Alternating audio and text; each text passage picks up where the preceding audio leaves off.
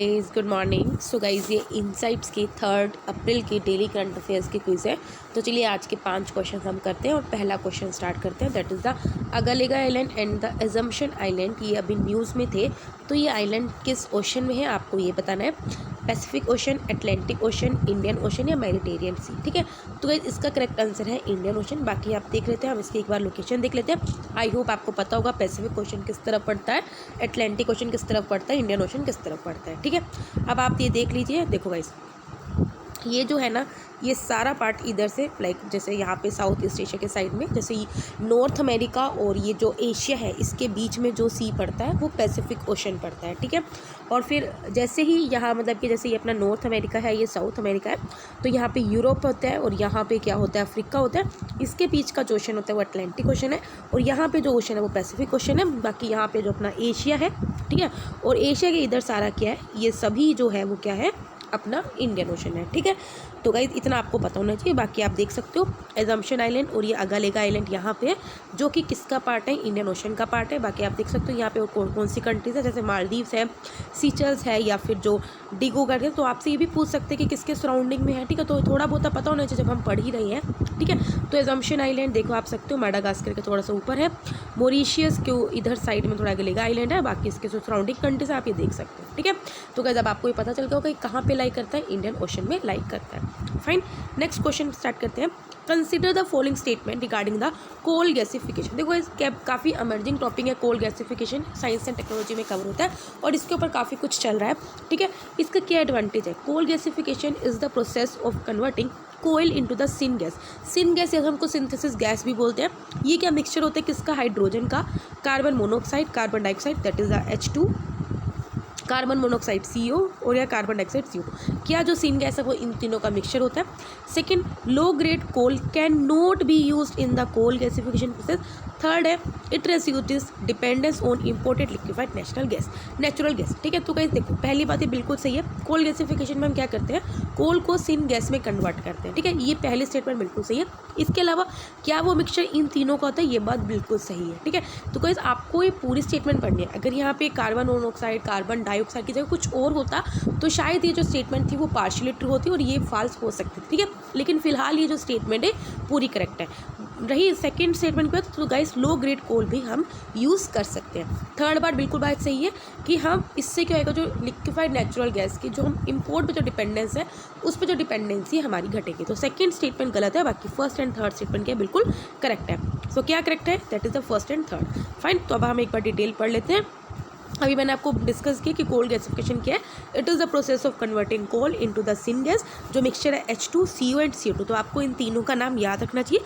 Syn gas को हम कैसे यूज़ कर सकते हैं, इलेक्ट्रिसिटी प्रोड्यूस करने में भी यूज़ कर सकते हैं, इवन कि फर्टिलाइजर्स वगैरह या जो केमिकल प्रोडक्ट्स वगैरह बनाने में भी हम यूज़ कर सकते हैं। फाइन, इवन के जो इंटरनेशनल एनर्जी एजेंसीज की एनर्जी टेक्नोलॉजी सिस्टम्स है उन्होंने बोला है जो कोल गैसिफिकेशन प्रोसेस है इसका फ्यूचर में बहुत अच्छा पोटेंशियल है, मतलब कि काफ़ी अच्छी इसकी एप्लीकेशंस है।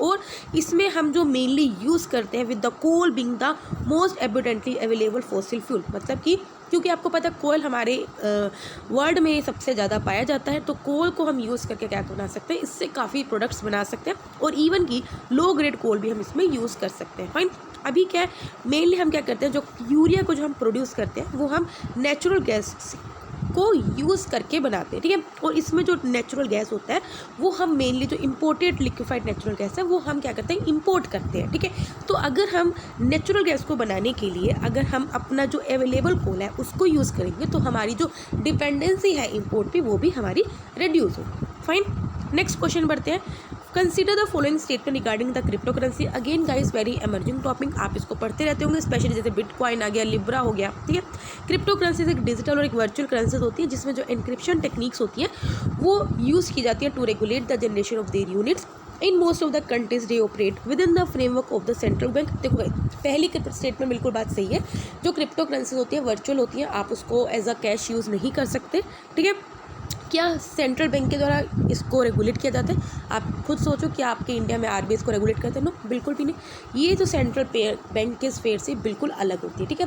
फेसबुक की जैसे क्रिप्टो करेंसी लिब्रा है तो फेसबुक खुद रेगुलेट करेगा, इसमें उसका जो गवर्नमेंट है या जो सेंट्रल बैंक है उसका कोई रोल नहीं होगा, ठीक है। तो ओनली फर्स्ट स्टेटमेंट क्या इसमें करेक्ट है, ठीक है। तो आप ये पढ़ सकते हैं। वैसे वही है जो मैंने आपको बताया, क्रिप्टो करेंसीज आर डिजिटली और वर्चुअल करेंसीज इन विच जो एन्क्रिप्शन टेक्निक्स है वो उसको यूज़ की जाती है to regulate the generation of the however इसमें जो सेंट्रल बैंक है उसका कोई भी रोल नहीं होता। फाइन।